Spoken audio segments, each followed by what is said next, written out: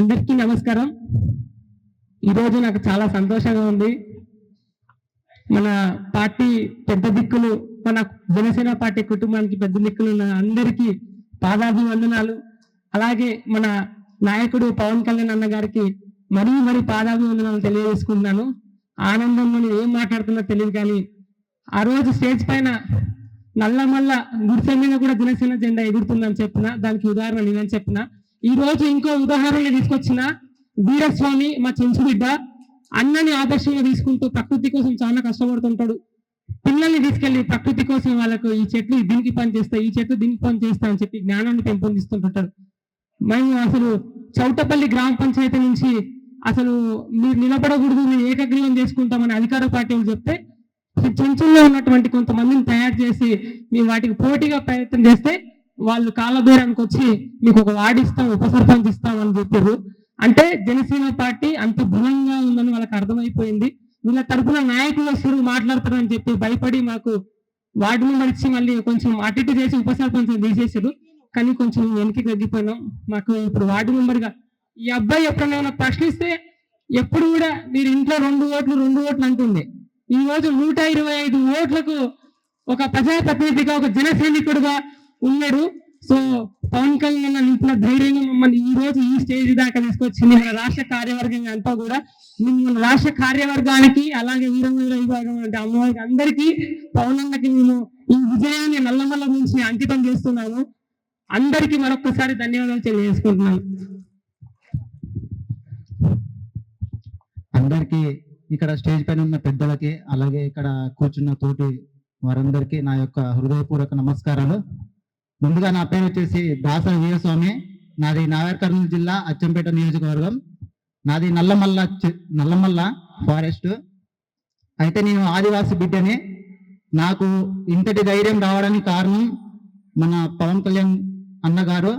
ఎందుకంటే ప్రతి ఒక్కరికి ఏదో తెలియని శక్తి నింపుతాడు అన్నమాట. మా అడవిలో ఉండే మేము శివయ్యని ఎక్కువ పూజిస్తుంటాము. మా నల్లమల్లలో ఎప్పుడు చూసినా శివయ్యని పూజిస్తూ ఉంటాం.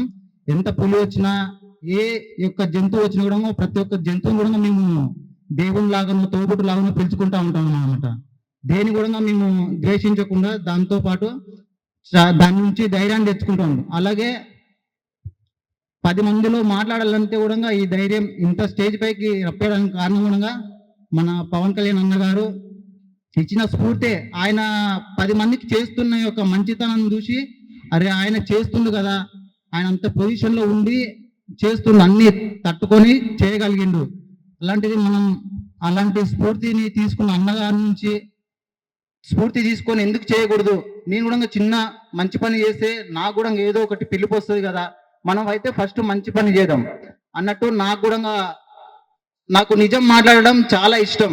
అది నాకు పుట్టుక నుంచి వచ్చింది, అలాగే నా ఫ్యామిలీ నుంచి కూడా వచ్చింది. నాకు పవన్ అన్నం చూసినప్పుడల్లా నాకు అది ఏదో తెలియని శక్తి లాగా అనిపిస్తూ ఉంటుంది. అన్నగారు ఎప్పుడు చూసినా సోషల్స్ ఫాలో అవుతానంటాను. ఎప్పుడు చూసినా ప్రతి ఒక్కటి సోషల్స్ వచ్చిన కూడా మంచి పాజిటివ్ వైబే వస్తూ ఉంటుంది. అది చూస్తున్నప్పుడల్లా నాకు తెలియని ఏదో నేను చేసేయాలని ఊపు వస్తుంటుంది. నాకు బాడీ అంతా అట్లా షివరింగ్ వచ్చేసి గూడ్స్ బాంగ్స్ వస్తుంటా ఉంటాయి వీడియోస్ చూస్తుంటాయంటే. సో నాకు కూడా ఏదో ఒకటి చేయాలి, వార్డ్ నెంబరే కదా నువ్వేం చేస్తావు అని చాలా మంది ఎగతాలు ఉండేవాళ్ళు. అయితే నేను వాళ్ళని ఎవరిని పట్టించుకోకపోతుంది.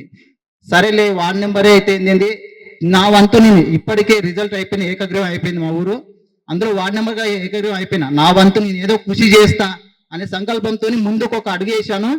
సో అడుగేసాను కాబట్టి నా వాడ వరకు నేను ఏదో ఒకటి చేయాలనే సంకల్పంతో నేను ఉన్నాను ఇప్పుడు.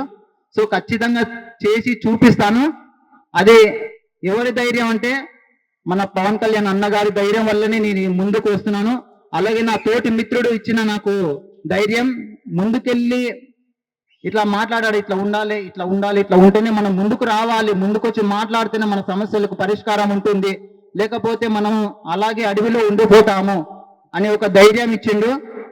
ఇలాంటి పలాని ఆదివాసీలు కూడా బయటకు వచ్చి మాట్లాడగలుగుతున్నారంటే దాని యొక్క వెనకాల ఉండే ధైర్యం మన పవన్ కళ్యాణ్ అన్నగారంటి తోటి అలాంటి వారు ఉండడం వల్లనే మా అడవిలో ఉండే ఆదివాసులు కూడా ముందుకొచ్చి అడుగేసి పలాని సమస్యలకు పరిష్కారం దొరుకుతుందని ముందుకైతే రావడం జరిగింది. అలాంటి వ్యక్తుల్లో నేను ఒకరిని ముందుకు రావడం జరిగింది.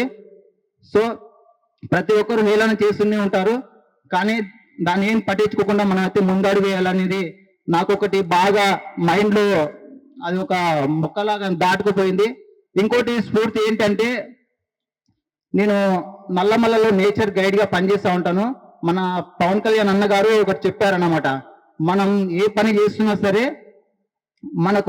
మనం ఇప్పుడు ఈ జనసేన పార్టీలో చేస్తున్నాము కరెక్టే, కానీ మనం బయట కూడా మన ఫ్యామిలీని పోషించుకుంటుండాలి అనేది ఒక మాట చెప్పారు అన్నగారు. నేను అలాగే అక్కడ నేచర్ గైడ్ గా చేస్తూ దాని నుంచి వచ్చే ఇన్కమ్ ని నా ఫ్యామిలీని చూసుకుంటూ, అలాగే నా వంతే మన సాయం చేయగలిగితే చేద్దామనే కృపతోనైతే ఇక్కడికి రావాలి అని వచ్చాను. ఇంకోటి ఏంటంటే, మనం నార్మల్ గా ఉండి మాట్లాడితే దానికి రిజల్ట్ రాదు. మనం చిన్న పొజిషన్ అయినా సరే ఏదో ఒక పొజిషన్ లో ఉండి ప్రశ్నిస్తే, వేరే వ్యక్తులు ఎవరైనా సరే ఉన్న వాళ్ళని ప్రశ్నిస్తే దాని నుంచి మనకు ఏదైనా రావచ్చు అనే నమ్మకంతో నేను ఇక్కడైతే మన జనసేన పార్టీ తరపున అయితే మనకు మా ఊరు నుంచి అయితే ఏకగ్రీవం జరగడం జరిగింది. సో నాకు ఎంతో హ్యాపీగా ఉంది. ఇప్పుడు ఖచ్చితంగా అయితే నేను ఏదో ఒకటి మా వాడకైతే చేసి చూపిస్తాను, నా వంతు కృషి చేస్తాను. సో ఇంతటి అవకాశం ఇచ్చినందుకు, ఇంత స్టేజ్ పైన అవకాశం ఇచ్చినందుకు ప్రతి ఒక్కరికి పేరు పేరున ధన్యవాదాలు తెలియజేసుకుంటూ ఇంతటితో ముగిస్తున్నాను. Thank you.